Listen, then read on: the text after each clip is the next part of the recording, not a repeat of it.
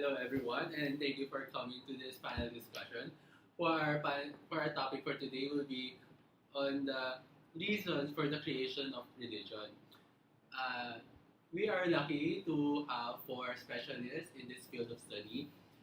To my right, this is Dr. Justine from the US, our resident scientist. To her right is Miss Wen Wen, our anthropologist from Australia. To my left is Sister Angel from the Vatican City, and her left is Miss Miss Rubee, our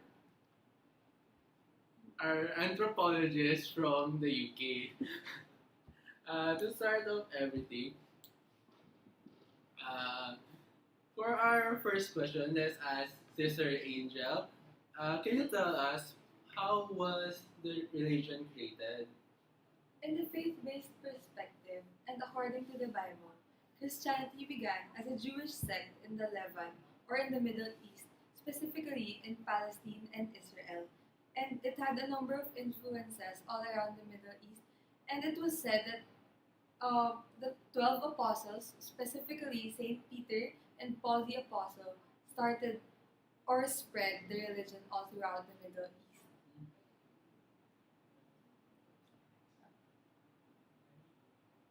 In the anthropological perspective, I can say that Homo neanderthalensis may have buried their dead, which is evidence of the use of rituals. And the use of these burial rituals is thought to be evidence of religious activity because it is used to represent the awareness of life and death and a possible belief in the afterlife. Yeah. Hindi. Tuloy-tuloy lang. Go. Okay. It is also stated that burials with grave goods clearly signify religious practices and concern for the dead that transcends daily life. What about you, Miss Wen Wen? As a philosopher, what can you say about this? So, it's according to a philosopher named Sigmund Freud, said that he believed that religion was a great hindrance to society and so set out to prove that it's merely the product of the human mind, which is an illusion. So, he write about an explanation of historical and psychological explanation in the story of Totem and Taboo, which he imagined a son, and in a son whose father is a primal horde, and he is access to a tribe woman, so her son kill him. And after their rebellion, the son cannot fulfill the desire to emulate his father due to the competitions between them. So religions arose out of frustration and guilt that they felt. For a scientific perspective, what can you say about that, Miss Justine? Okay, for setting the stage for human religion, tools were used. For these tools, causal beliefs that emerges from tool use played a major role in the evolution of belief. The manufacture of complex tools requires creating a mental image of an object which does not exist naturally before actually making the artifact. The level of sophistication of stone tools is a useful indicator of causal beliefs. And according to Wilbert, contains use of tools composed of more than one component, such as hand axes, represents an ability to understand cause and effect. Miss Rubee, as an anthropologist, what do you say was the reason why religion was created? Religion serves many functions in our society. First, it is believed that religion evolved from a need to understand the physical world. Today, it still complements scientifically knowledge, and as our understanding of the physical world evolves, so does the fragility on religious dogmas come under challenge and are required to evolve. In this sense, religion offered satisfactory answers like how was the universe created? How were the earth and the sun created? How did plants and animals come to be? Then, it also attempts to answer the big questions in our life, such as who am I? Why am I here? What is my purpose? So to philosophy believes that when we feel a need for security and forgiveness, so we invent a source of security and forgiveness, which is the religion. Anything to add to that?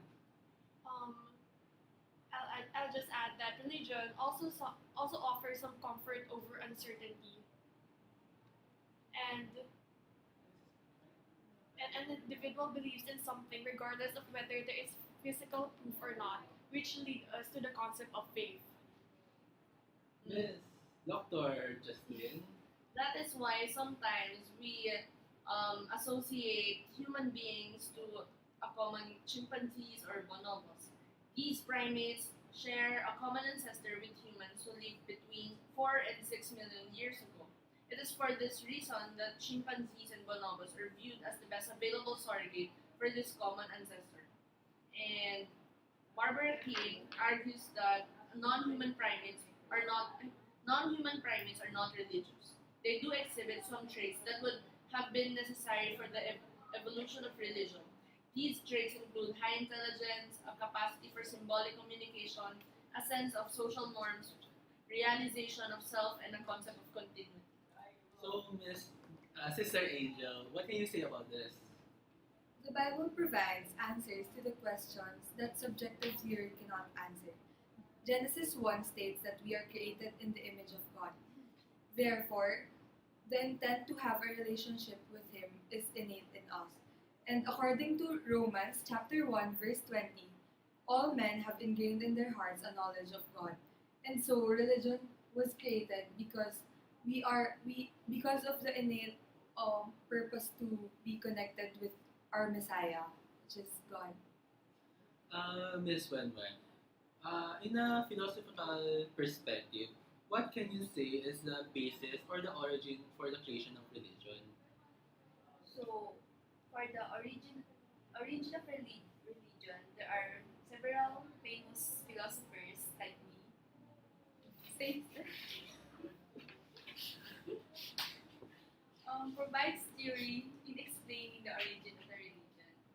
So, for the first, there's a philosopher from 18th century, which named Immanuel Kant. He said that religion is a religion is a product of limited empirical reason. In other words, since there are things that are unexplainable by simply using the five senses, so human develops religion to fill in the blank. During human evolution, the hominid brain tripled in size, peaking 500 years ago.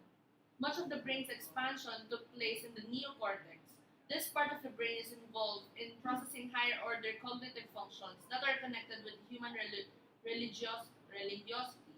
The neocortex is associated with self-consciousness, language, and emotion.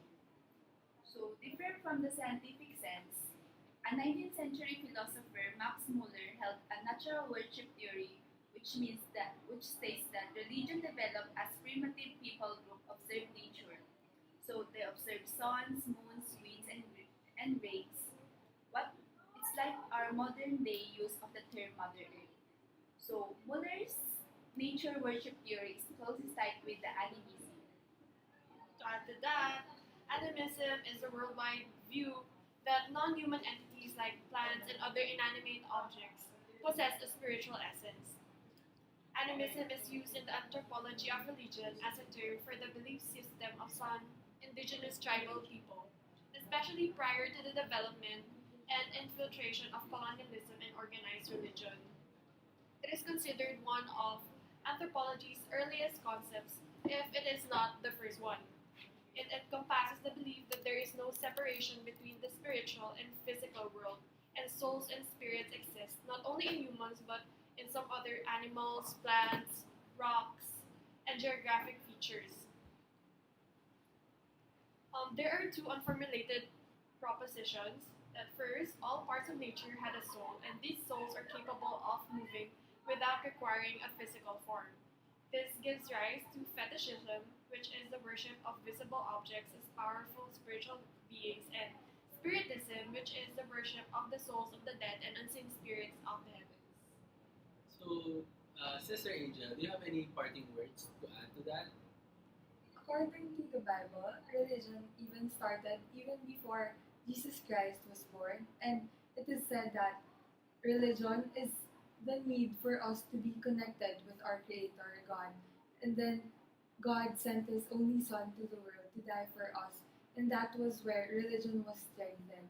The origin of religion was basically the need to be connected with our Creator and to serve Him, which He has given us our life.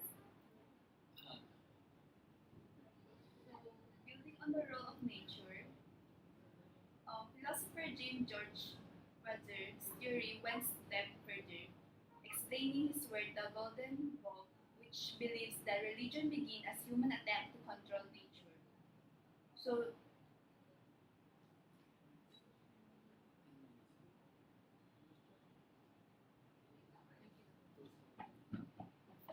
those kind of- 11. tapos na. I don't know. Oh, there. Ano?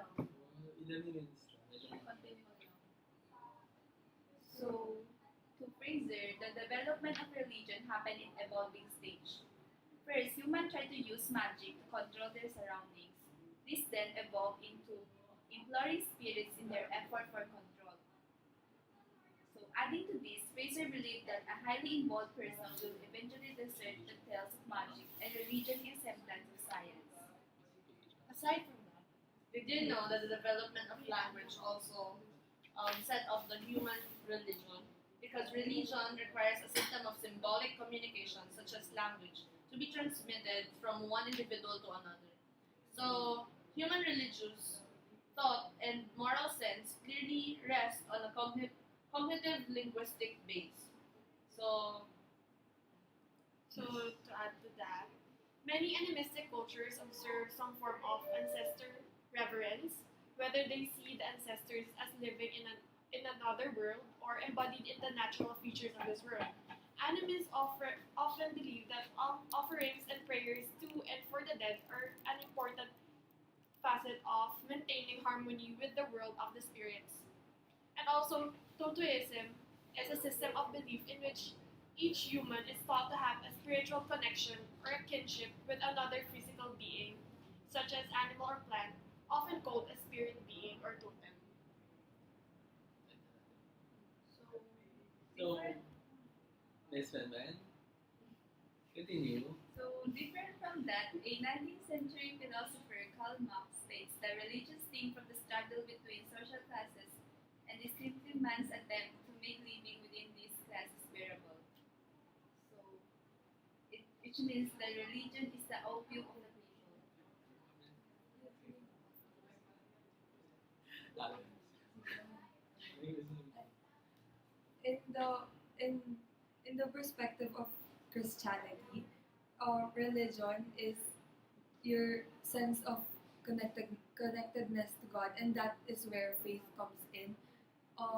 Believing in religion, specifically Christianity, is where your faith is practiced, where faith in a higher God that you cannot see is seen. So I want to thank everybody for coming and listening to this panel discussion.